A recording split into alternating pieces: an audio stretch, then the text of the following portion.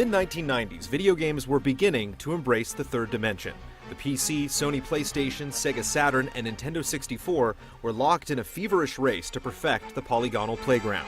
In 1996, id Software finished Quake, Capcom released Resident Evil, Nintendo dropped Super Mario 64, and Sony created Crash Bandicoot. Gamers suddenly had to manage camera control and multi-directional movement after side-scrollers had dominated the previous decade.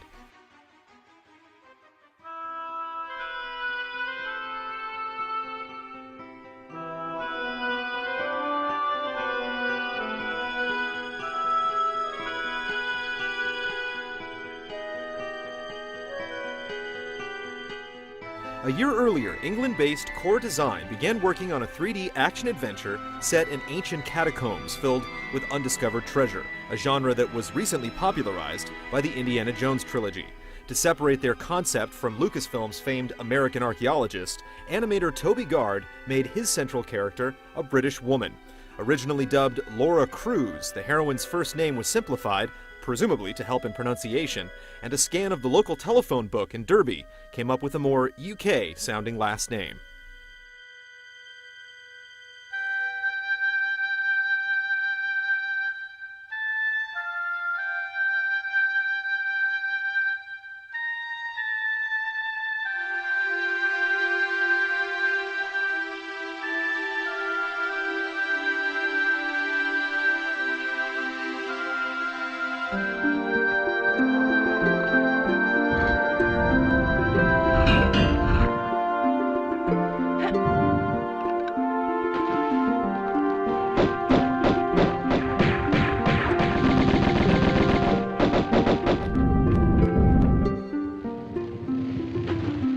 Tomb Raider launched on November 14, 1996 for the Saturn, PlayStation, and MS-DOS. It starred Lara Croft, a voluptuous gunslinger whose name appeared on the game's box art as if she was already a celebrity.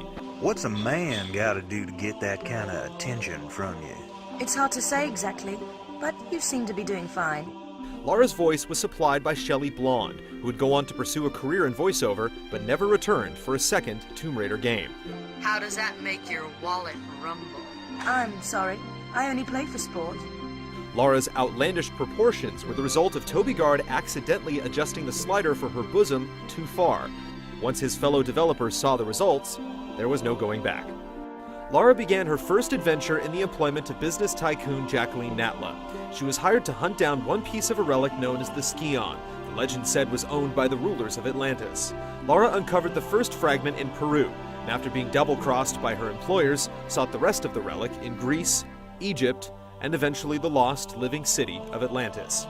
Natla turned out to be one of the kingdom's creators. She was placed in stasis for centuries by her fellow rulers Qualopec and Tihocan, after using the Skion to birth genetic mutations. After a confrontation with Natla and her abominations, Lara escaped the island pyramid, as it was again lost to the ages.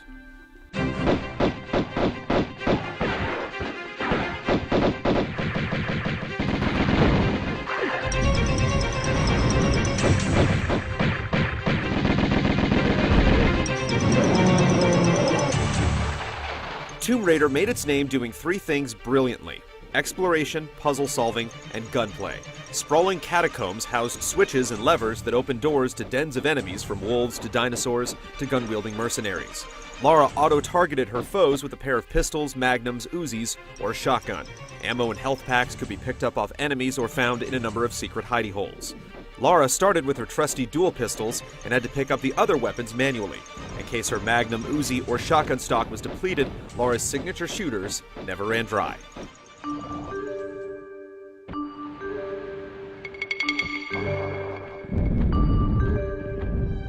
Lara made a splash because of how gracefully she moved throughout each environment. She could jump, flip, dive, roll, sidestep, climb, hang, shimmy, swim, and move giant blocks to open passages or create stepping stones.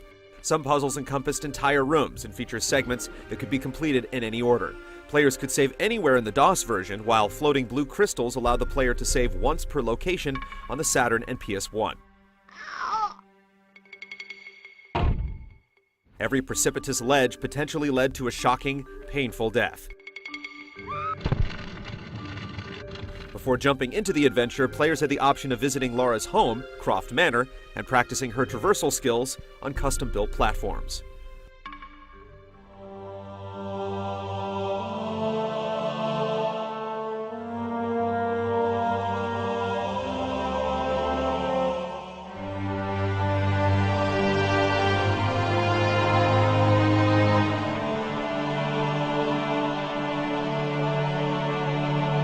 At the time of Tomb Raider's release, Eidos Interactive was rumored to be facing financial difficulties and could have never predicted the game's phenomenal success. It received the Origins Award for Best Action Computer Game of 1997, topped the British game sales charts a record 3 times, and to date has sold over 8 million copies, roughly tying its sequel for the 4th best-selling PS1 game of all time. But if Tomb Raider was a household name, Lara Croft was an international superstar. So you think all this talking is just holding me up? She appeared on the cover of several magazines, some that had little to do with games, and several companies wanted her to be their spokesperson.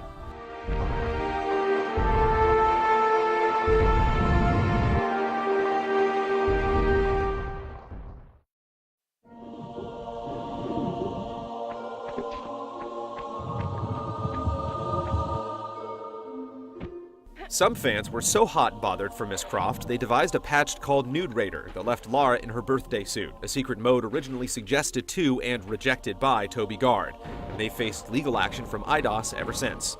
Lara was becoming so close to being an actual person that Eidos decided to hire a flesh-and-blood woman to portray her at all their trade events. Natalie Cook was hired to don the ponytail and pistols for commercials and the European Computer Trade Show in 1996, but aspiring actress Rhoda Mitra inexplicably replaced her in 1997 after the game was finally released. This shuffling of Lara models would repeat itself several times throughout the franchise's lifespan. Evolution's in a rut. Shipping out fresh meat will incite territorial rages again. Will strengthen and advance us. Even create new breeds. All this attention must have gone straight to Lara's head, but it began to upset her creator, Toby Gard. He had always seen the Tomb Raider as a brave, confident go-getter, a role model for a generation of young girls without many women to look up to that weren't valued solely as objects. The fact that she had become gaming's latest pin-up girl didn't sit well with him, and as plans were quickly being assembled for another Croft adventure, Toby left Core Design.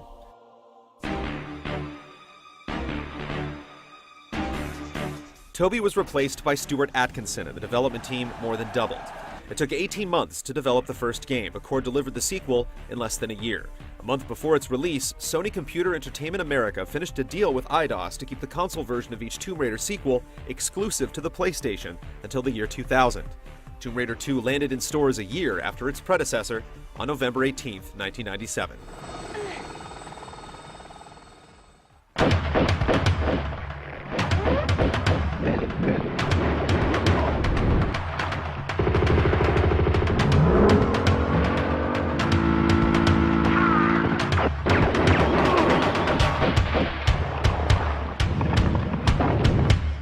Tomb Raider 2 starred actress Judith Gibbons, who, aside from Lara's third game, has no other acting credits to her name. Pardon me, if that was just your way of trying the doors for me. The developers streamlined Lara's digital curves and gave the heroine a bobbing ponytail. The acrobatic wonder could now wade through waist-deep water and perform a 180 while jumping or swimming. She changed out of her tight white shirt and brown shorts for a few areas, donning a wetsuit and bomber jacket. Flares were added to her backpack to navigate pitch-black areas, her arsenal expanded to include an M16, grenade launcher, and harpoon gun, and Lara could hijack 2 types of vehicles, boats and snowmobiles. The story followed Lara in pursuit of the dagger of Xian, a relic used by an ancient emperor of China and rumored to turn anyone who stabbed themselves in the heart with it into a dragon. Marco Bartoli, an Italian mafia figure, desired the dagger as much as Lara. She squared off against his minions in Venice, Tibet, and China, along with an oil rig, the wreck of the sunken Maria Dora, and Lara's manor, when Bartoli's men sought revenge after their boss and his draconic dreams went up in smoke.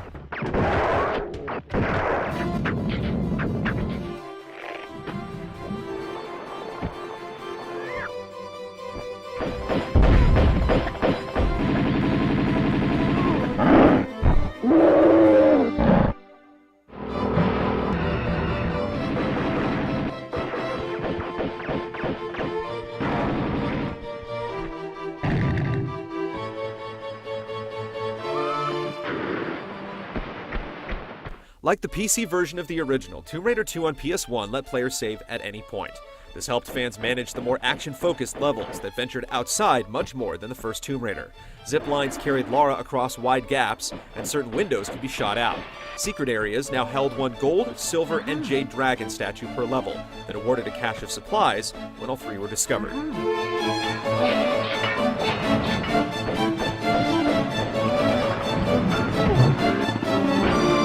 Tomb Raider 2 was a highly anticipated game, and despite average reviews, it quickly surpassed the sales figures of the original, although the total sales of both games would eventually even out. Lara's mug began showing up in commercials for the Spanish automobile company Seat, the UK sports drink Lucozade, and U2 used her likeness in the 1997 World Tour Pop Mart.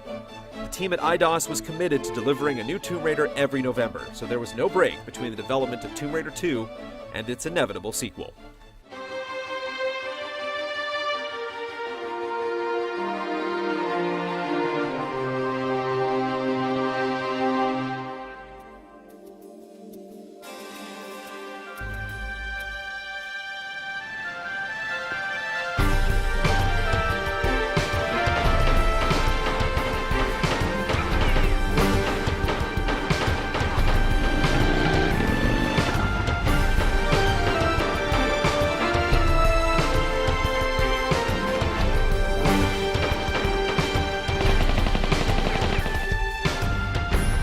Tomb Raider 3 launched on November 21, 1998.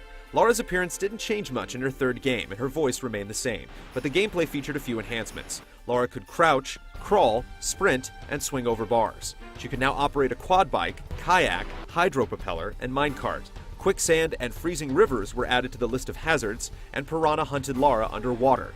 Save crystals returned on the PS1, but players now collected and kept them to use wherever they liked. It's not from India, rather an island near Antarctica. It is in fact meteorite rock. See that? That's unique. An unknown material. So how did it end up here? Lara's newest conquest was to capture 4 stones crafted from a meteorite that crashed into Antarctica millions of years ago. She found the first in an Indian jungle, and after meeting Dr. Mark Willard from the RX Tech Corporation, found out the other 3 lay resting in 3 spots around the globe. For the first time, the player could choose the order they would explore these 3 regions: the beaches of the South Pacific, Area 51 in the Nevada desert, and the cobbled streets of London.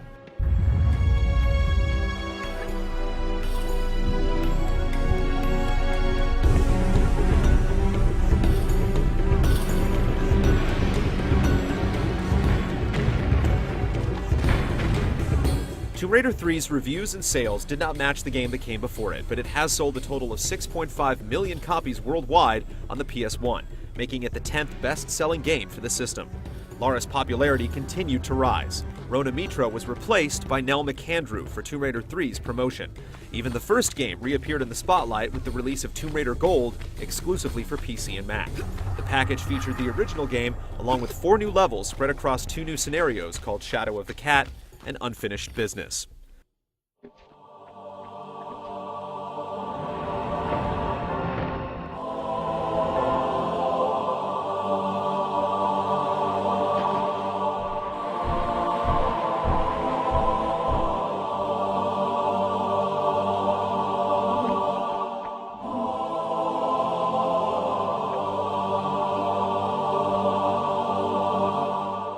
While the 3D generation of games was still trying to find its footing, Lara had effectively shown the big boys how it was done.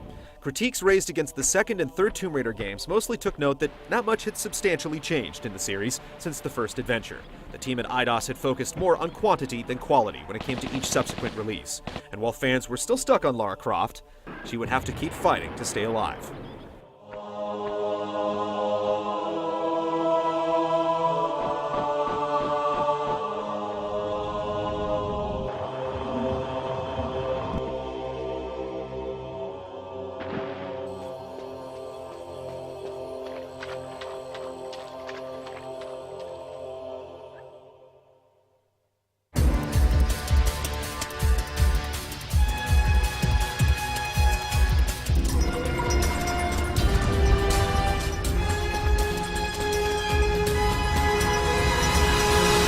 In part 2 of our Tomb Raider retrospective, Lara dies and is born again.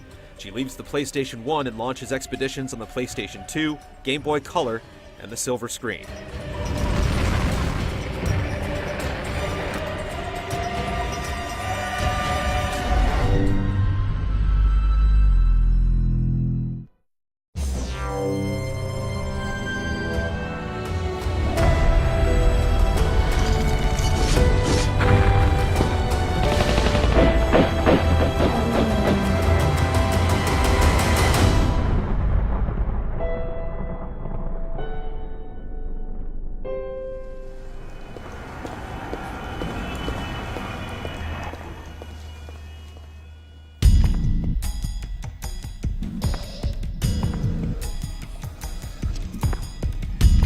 In 1999, Lara was already digging through the code of her fourth game, and core design worked virtually non-stop to make this happen. Tomb Raider was the only PlayStation franchise outside of annual sports games that was on its fourth major installment on Sony's platform that year.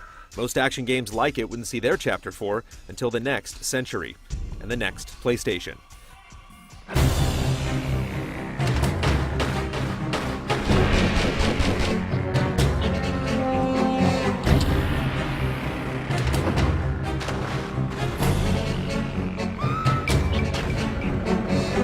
Tomb Raider 4: The Last Revelation launched on November 22nd for the PS1. With PlayStation exclusivity ending the following year, it also appeared on the Sega Dreamcast the following March. For the second time, Lara's voice was recast. Moving forward, she was portrayed by Jonelle Elliott, who would stay on for the next 3 games and later continue her career in television animation. Tell me now, or you've just run out of time. After posing for Playboy, Nell McAndrew was swapped for a real-life Lara, Lara Weller. Lara's digital physique was pumped up with more polygons, and her mouth now moved when she spoke, replacing the head bobbing that passed for speaking before. The composer was also new, as Peter Connolly came on board to replace Nathan McCree for the next 2 Tomb Raider games. The pace is quickening now, yeah? One more crossing, child. Or do you wish to stop for tea? The story began in 1984 when Lara was a teenager. In the first level, she joined her mentor, Werner von Croy, in exploring the Temple of Angkor Wat in Cambodia for a relic called the Iris. Von Croy seized the Iris but was enclosed within its resting place, and Lara barely escaped the temple alive. In present-day 1999, she mistakenly removed the Amulet of Horus from an Egyptian tomb. This brought back the tomb's owner, Set, who could only be returned to his prison during the millennial constellation when the deity Horus could be summoned.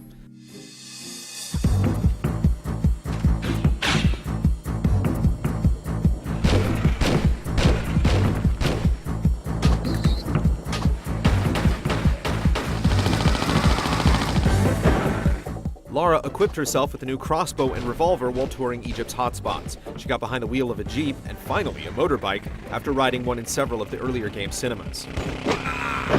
Her methods of exploring expanded to climbing poles, swinging on ropes, and shimmying around corners that stopped her in the past. The item menu switched from a ring-shaped view to a linear list, and certain items could be combined like the other predominant action puzzler, Resident Evil.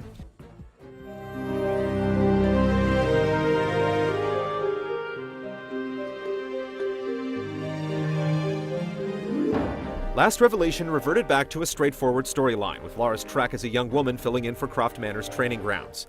Except for this tutorial in Cambodia, the game took place in Egypt, among popular archaeological attractions like King's Valley and Alexandria. Lara discovered Von Croy had been possessed by Set, and after confronting the two of them in Cairo, she set off for the Great Pyramid of Giza.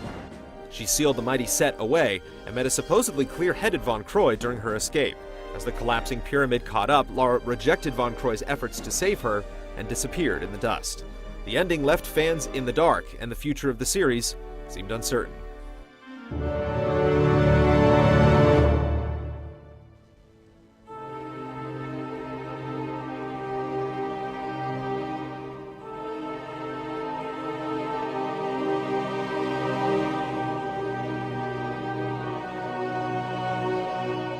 The reviews for Last Revelation were lower than those of its innovative predecessors, but sales continued to impress. It was a bestseller in the UK for 2 months, and closed with around 5 million in sales overall.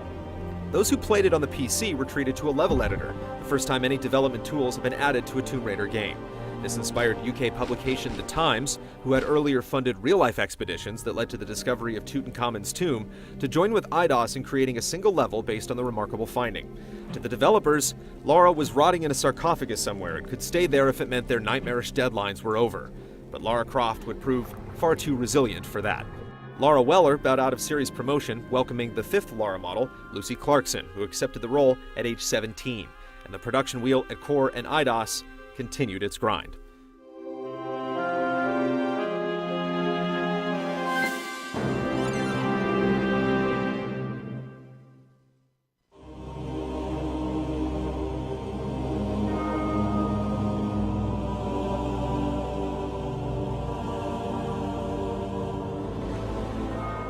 Tomb Raider Chronicles arrived in stores in November of 2000. Lara continued to be playable thanks to the combined memories of Winston Smith, Lara's butler, Father Bram Patrick Dunstan, the Croft family priest, and Charles Kane, Lara's former history teacher.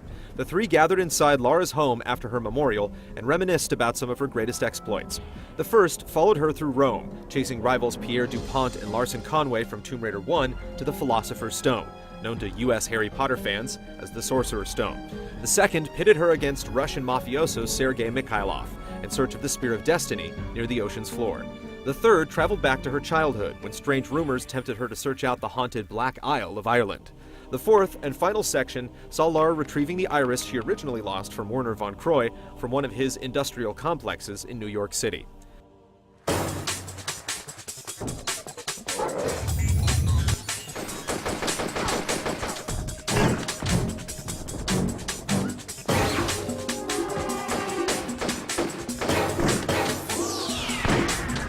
Chronicles featured the least amount of enhancements when compared to the prior three sequels. Lara could saunter across a tightrope, roll out of crawl spaces, and sneak up on enemies with a stealth attack. And the MP5 submachine gun was upgraded to an HK model named after the manufacturer. Lara's house was again omitted, and she instead trained in the backstage area of an opera house in Rome. She slipped on a black catsuit to be sexy and stealthy in New York, and donned full-body camouflage to brave the chill of the Barents Sea.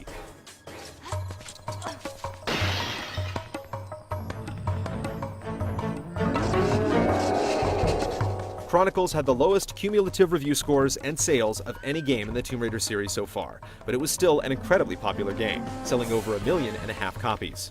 Lara's harshest critiques likened the fifth Tomb Raider game to games released 5 years earlier, and said playing it was like going back in time.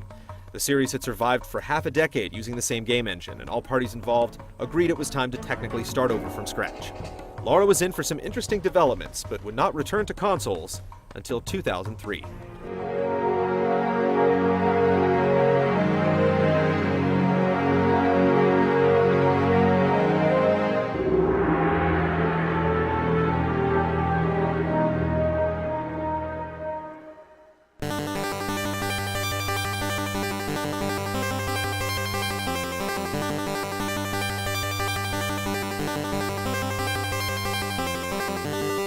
The series next surfaced in the least likely of locations, the Game Boy Color. The system had been upgraded from the monochrome original in 1998 and now had enough definition to accommodate the curvaceous explorer. Her first portable journey was simply called Tomb Raider and featured her side-scrolling through 5 areas and 14 levels in search of the Nightmare Stone, a gem with the power to revive the evil god Quackset.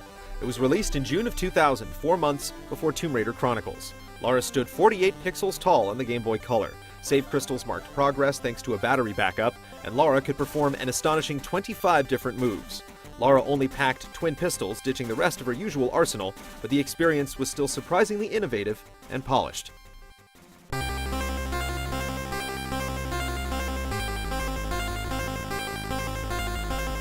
Lara returned to the Game Boy Color a year later in Curse of the Sword. After Lara was cut by an antique blade, she was marked as the vessel for the return of a wicked magician named Madame Pivot, forcing Lara to find and destroy the cursed weapon. Keeping the gameplay similar to the first Game Boy Tomb Raider, Curse of the Sword covered 7 different areas, and each environment expanded in scope and detail. It reviewed as high, if not higher, than the game that came before it.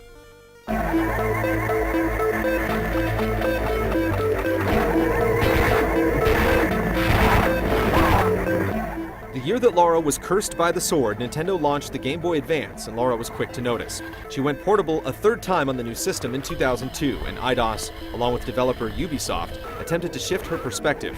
Instead of scrolling side to side, Tomb Raider: The Prophecy viewed its action from an isometric angle. On this particular adventure, Lara sought the tomb of Ezekiel, a 6th century BC priest and prophet. Reviewers were not smitten by this new way to play, despite it being slightly more reminiscent of classic Tomb Raider. Citing the top-down approach led to stretches of unsatisfying repetition. Prophecy to this day is Lara's last adventure that remains exclusive to a handheld platform.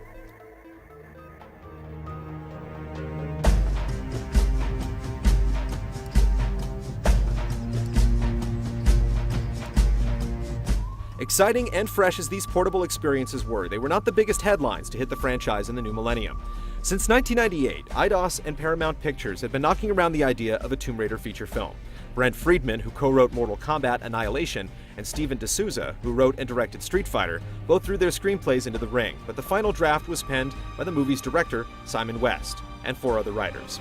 In the title role, Paramount considered Demi Moore, Pamela Anderson, Jerry Ryan, Carla Pavonsky, and porn star Lindsay Dawn McKenzie, but the part eventually went to 26-year-old Angelina Jolie.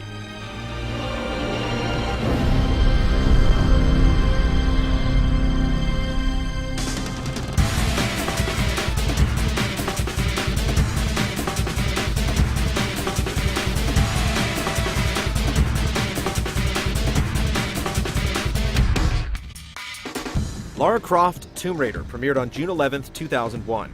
It co-starred Daniel Craig, who would later become James Bond, Ian Glenn, who would later join the Resident Evil film franchise, and Jon Voight, Angelina's real-life father, as Lara's father, Richard, who before then was only mentioned in the first game's instruction manual. The film received horrible reviews and incredible ticket sales. It has an aggregate score of 33 out of 100 and is the most profitable video game movie of all time, with $274 million made worldwide.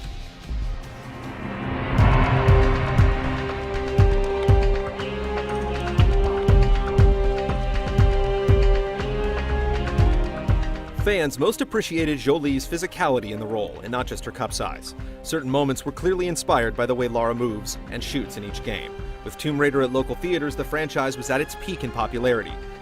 A sequel, subtitled The Cradle of Life, was planned and released in July of 2003, but after it earned less than half of the first film's take, and Jolie expressed zero interest in returning, a third was never developed. During the production of the first movie, a new Lara model was hired by IDOS, Jill DeJong. Several theme park attractions were built to promote the film series, including a flying roller coaster in Ontario and 3 giant top spins in Ohio, Virginia, and Lazise, Italy. They were revamped when Paramount Parks sold several of their properties to Cedar Fair in 2007.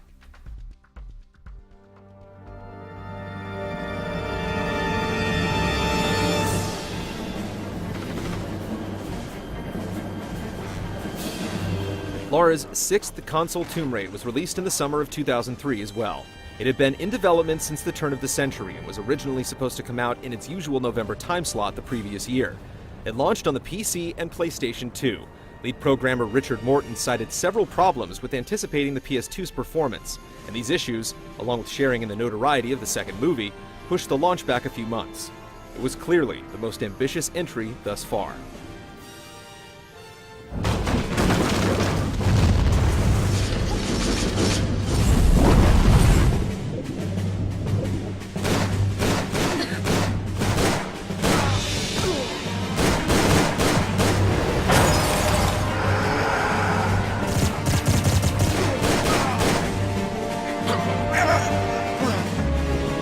Tomb Raider: The Angel of Darkness also appeared in July of 2003.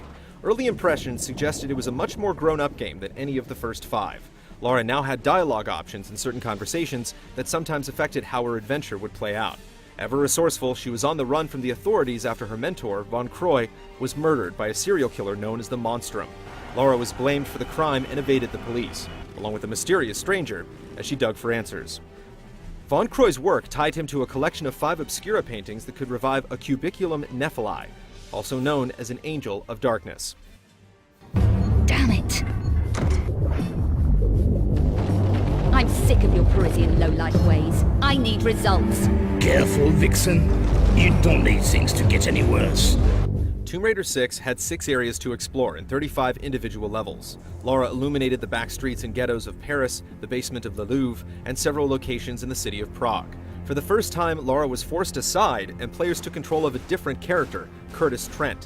Peter Van Eckhart, the game's central villain, killed Curtis's father, and he joined Miss Croft in stopping Eckhart's plan. The arsenal had a bounty of new weapons, Lara could perform stealth takedowns and hand-to-hand combat moves, and her polygon count jumped from 500 to 5,000.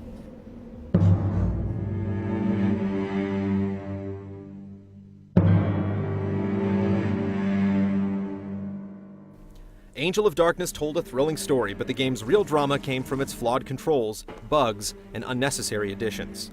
Lara now had an experience system that forced her to level up before she could perform actions she had been doing uninterrupted for 5 years. IDOS rushed the game to meet quarterly financial targets, so important sections got axed, and the controls were not rigorously tested. It sold a decent amount, eventually letting go of 2.5 million copies, but is critically considered the worst game in the series. Some attributed Cradle of Life's poor turnout to the animosity surrounding Lara's latest game. It would be the last Tomb Raider game created by Core Design. The company was sold off in 2006.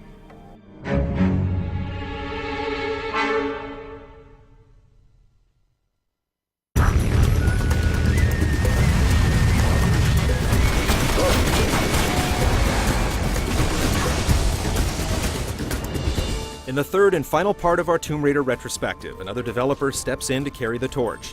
Lara loses her home, searches the world for the Sword of Swords, and celebrates her 10th anniversary in style.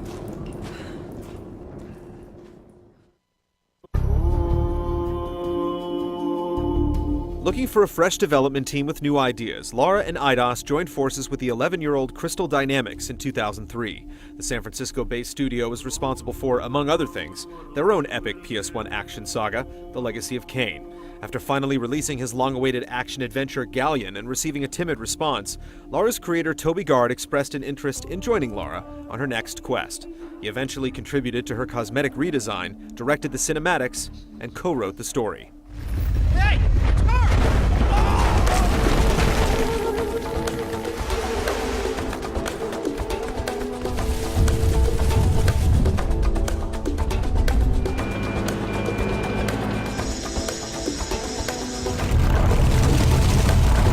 Tomb Raider Legend was released in April of 2006 for the PC, PS2, Xbox, and the 5-month-old Xbox 360.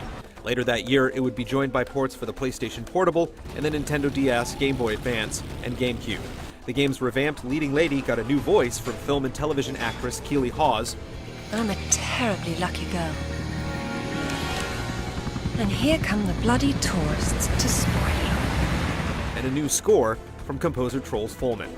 Finally, model Karima Edby was officially revealed to be Legend's promotional pinup on February 14th, her birthday, as well as the birthday of Lara Croft herself.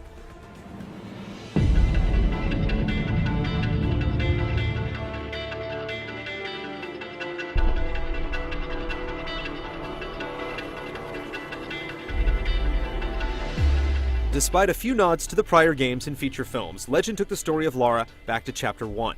The game's opening revealed Lara's mother, Amelia, had vanished in a temple the two discovered after their plane crashed in the Himalayas. As an adult, Lara discovered the temple housed a fragment of the legendary Excalibur, King Arthur's blade. Retrieving the other pieces put her up against the wealthy adventurer James Rutland and Lara's old friend Amanda Everett, who was presumed dead after being lost in a tomb in Peru. Lara's crusade took her to a record 7 locations: Bolivia, Peru, Tokyo, Ghana, Kazakhstan, England, and Nepal.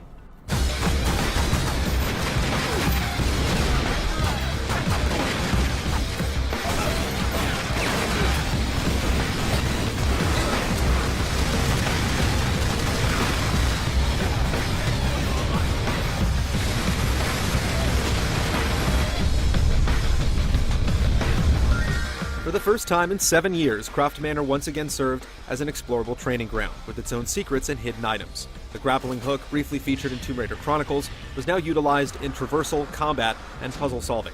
Grenades could now be tossed by hand, targets could be jumped off of or kicked under, and certain spots in the environment could be shot to take out a group of enemies. Lara got back on her bike, gunning a Ducati through 2 different stages, and Crystal Dynamics snuck in some QuickTime events to boost the game's cinematic quality.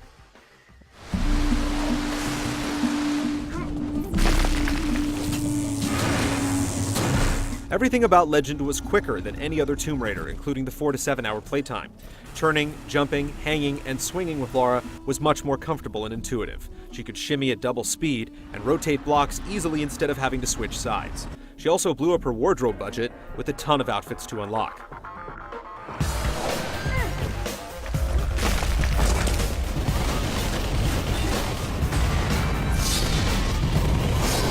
Fans and critics were both excited about Tomb Raider 7. Collectively, it sold around 4.5 million copies. For the first time, it seemed the story of one game was going to carry directly into another, as Lara concluded Legend by discovering her mother might still be alive and running off to find her.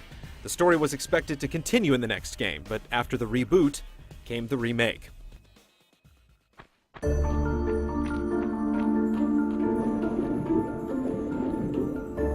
That year, 2006, was the 10th anniversary of the original Tomb Raider, and drawing up this new, third-generation Lara Croft, part of the team at Crystal Dynamics expressed the desire to do an update on the original PS1 classic, and IDOS approved. It would use the Legend engine and keep the same composer and the same Lara, albeit one a few years younger.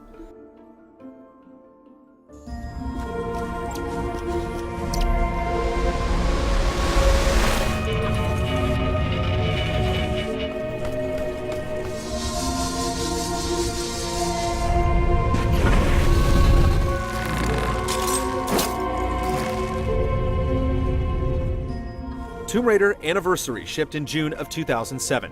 The Xbox 360 version came out 4 months later and was the first full retail game available for download on the Xbox Live Marketplace. It told the same story as before, with Natla and her stooges Larson and Pierre fighting Lara for possession of all 3 pieces of the Atlantean Scion. Familiar areas were retouched or completely remastered, and QuickTime events stood in for certain moments players remembered actually playing before.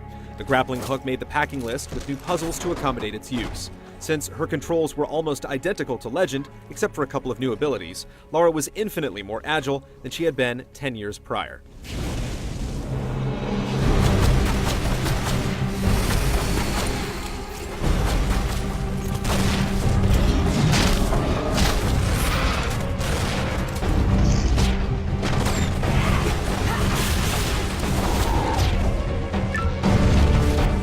Anniversary reviewed as well as Legend had. Some reviews stated it was one of the rare remakes that surpassed the original. It only sold 1.5 million copies, making it the least successful game in the series, but fans gleefully accepted the homage and the return to seeing a new title from the franchise on a yearly basis. When it came time to continue the new story from Legend, Crystal Dynamics created a brand new game engine. Colin O'Malley signed on to compose the new score, taking themes from the work of the 2 previous games. They also hired the 8th and final Lara double, bringing in gymnast Alison Carroll.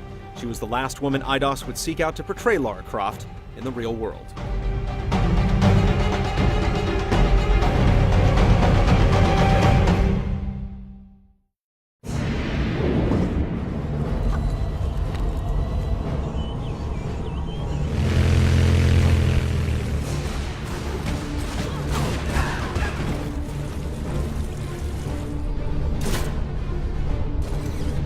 Tomb Raider Underworld surfaced in November of 2008. It documented the search for Mjolnir, the hammer belonging to Thor, the Norse god of thunder. In the race to find it, Lara was reunited with old rivals Amanda Everett and Jacqueline Natla, and came face to face with her very own doppelganger who destroyed Croft Manor.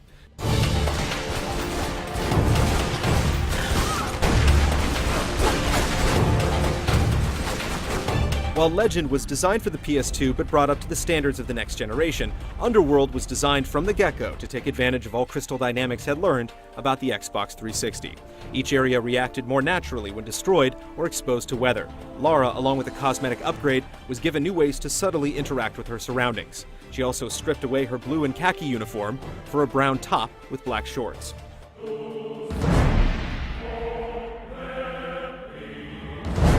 Tomb Raider Underworld has sold more than 2.5 million copies. It arrived on the PlayStation 3 in 2009 and was included in a package that brought Legend and Anniversary to the PS3 in 2011 called the Tomb Raider Trilogy. Underworld also received a port on the N-Gage and Nintendo DS, and the Nintendo Wii version included features specific to the console's Wii Remote tech. For the first time since 1999, a Tomb Raider game had extra downloadable levels, 2 short episodes called Beneath the Ashes and Lara's Shadow.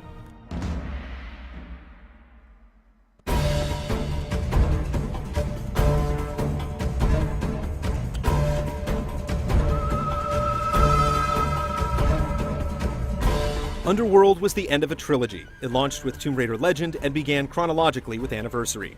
At this turning point, Crystal Dynamics decided to create not only a new story, but a new series. Just like the film series about a certain doctor of archaeology that served as her earliest inspiration, Lara's next project was self-titled.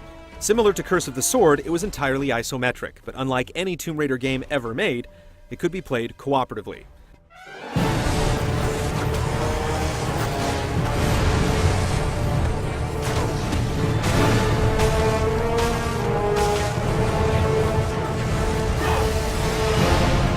Lara Croft and the Guardian of Light launched exclusively on Xbox Live Arcade in August of 2010.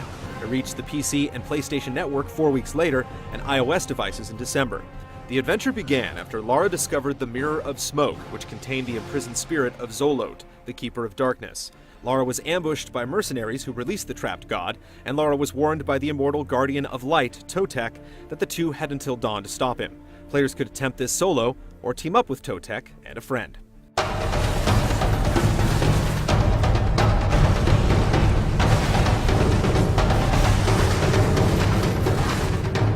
Crystal Dynamics included several elements that fans would find familiar, including Lara's voice by Keeley Hawes, previously composed music from Troels Folman and Colin O'Malley, and environmental elements recycled from their recent games.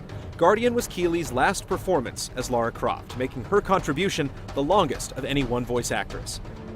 When I'm gone, this place will be lost again. But for how long? Totek was voiced by Jim Cummings, an industry legend who most know as Dr. Robotnik, Winnie the Pooh, and Darkwing Duck. Zolot must be imprisoned within the mirror and return to this place before the light of dawn. Working in tandem between Lara's grappling hook and Totek's spears, the pair watched each other's backs through 14 levels.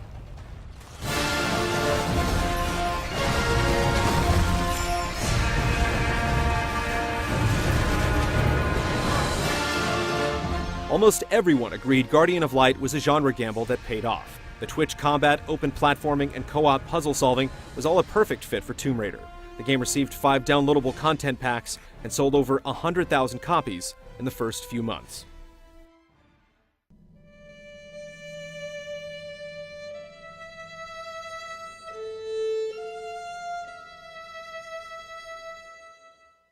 Underworld was 9th in the line of main console-released Tomb Raider games. Guardian of Light was considered in its own series, but the smaller, experimental team at Crystal Dynamics soon switched to the main series after its release. What exactly the studio had in store for Tomb Raider 10 was something of a mystery. At E3 in 2012, Square Enix, which purchased Eidos in 2009, presented an even more daring retelling of Lara's life. It was simply called Tomb Raider. In its harrowing tale of survival, Lara Croft was voiced by Camilla Luddington. The rest of the cast were new faces in a new story.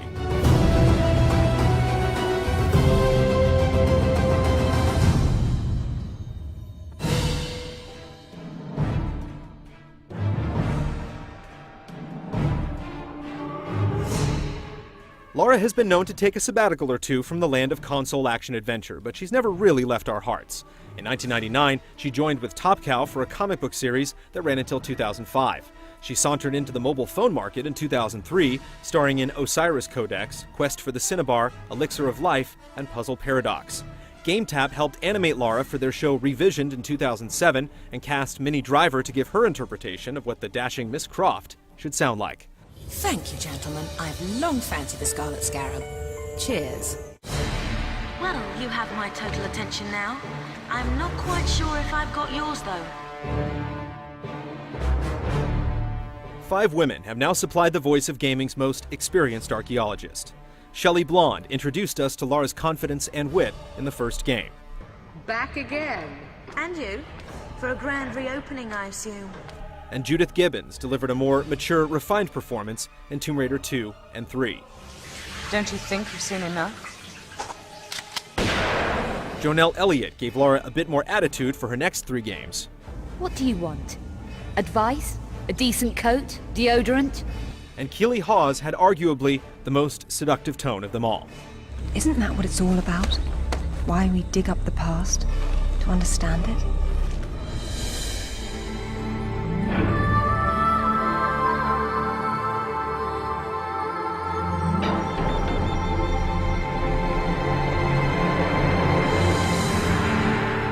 IDOS casting worked twice as hard over the years, picking women to stand in front of a photo lens along with a microphone. Excluding Angelina Jolie's first 2 film portrayals, 8 women brought Toby Gard's originally outlandish concept to life, almost 1 per main game. The lovely ladies include, in chronological order, Natalie Cook, Rona Mitra, Nell McAndrew, Laura Weller, Lucy Clarkson, Jill DeJong, Karima Adbeeb, and Allison Carroll.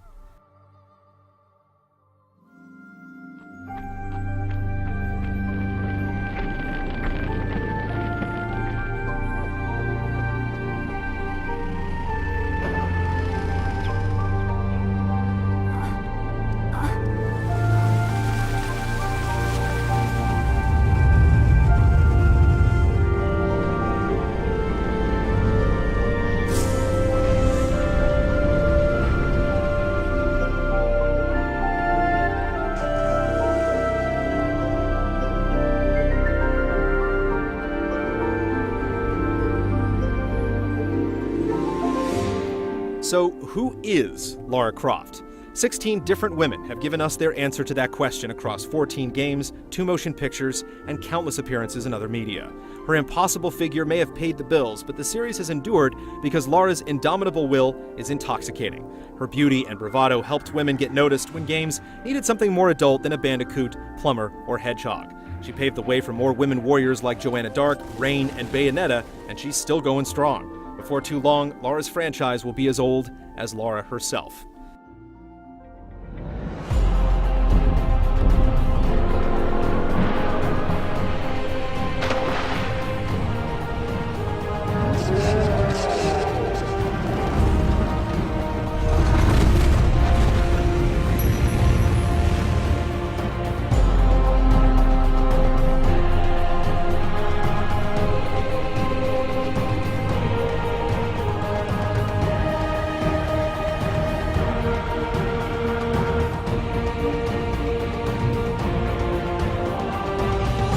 When future generations look back at early primitive video game technology, Tomb Raider will stand out as a pioneer in bridging the gap between the action-adventure film and the action-adventure game. It's been slow to adapt, but each of Lara's adventures was always full of surprises. As Lara writes her latest legend, she faces a new generation of thrill-seekers. Perhaps it'll be love at first sight all over again.